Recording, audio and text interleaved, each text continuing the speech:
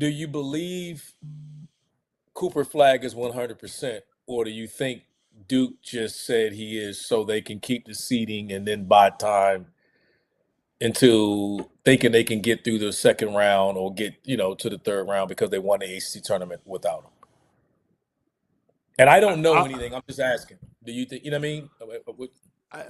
I do not, just based off of having ankle sprains and looking at how he did it. That is not something you give it a week and it heals. Based off of what I saw, I'm with you. And then to see him come out in a wheelchair, yeah, it made me think he was going to be in danger of not playing in the first round.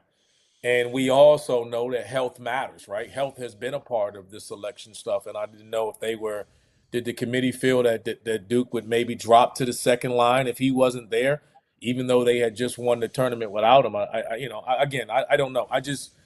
I'm just curious to see. We're gonna find out a lot about if he's available over the next couple days.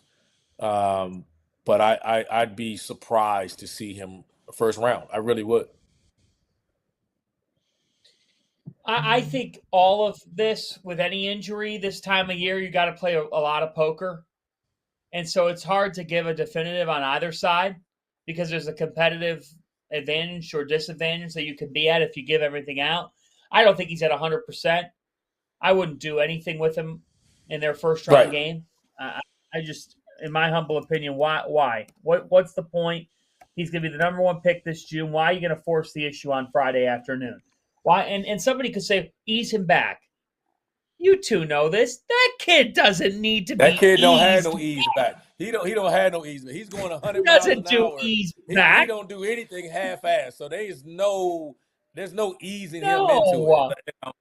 No. So I think they'll obviously get first one.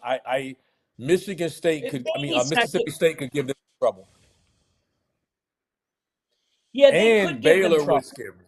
Baylor concerns me because of the Jeremy Roach could have a big game just as a rival, playing against those schools. So that you just would hope he's available. Baylor's just not. They've been so inconsistent on defense. Oh, no question. No question. They've just been so inconsistent on that end of the floor. But you're right. Like, high major, you take Flagg out of the game, and he is the ultimate matchup nightmare. You take that guy off the floor, it's going to be closer by at least 6 to 8 to maybe 10 points. What's your boldest take? What's your boldest take here? My bold take was UC San Diego shocking everybody and making the Elite Eight. I'm buying this. I'm buying Ani Waniwa, Tate Jones, and the Tritons getting it done. I think that he has an unbelievable tournament. Tyler, what's your bold take? My bold take was Kansas having an opportunity of maybe reaching the Final Four, as I stated early on. And another bold take I will say is McNeese over Clemson. Will Wade facing his alma mater. I like that situation.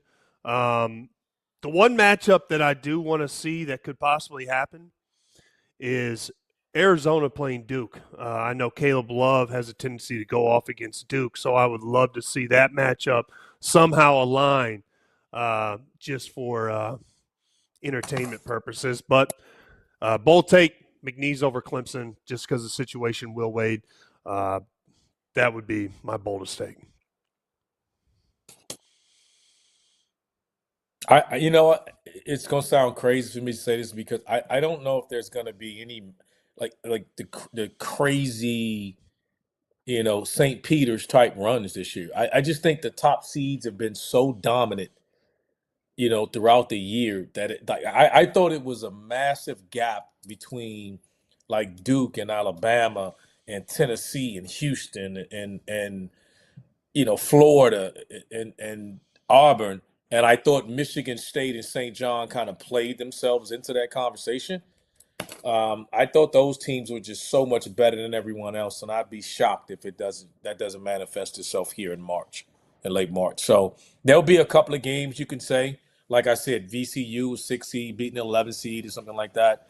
Maybe VCU can beat Wisconsin. So if that's kind of jumping out there going far, but like Carolina could win. I think I'm not surprised they're picked to beat Ole Miss, which is, considering a team that many felt shouldn't belong But I think the higher seeds, there's a massive gap between those teams and everyone else. And could they have a bad night? They could. But I think all those teams we're talking about, they're so good defensively. Like Duke's not having a bad night defensively.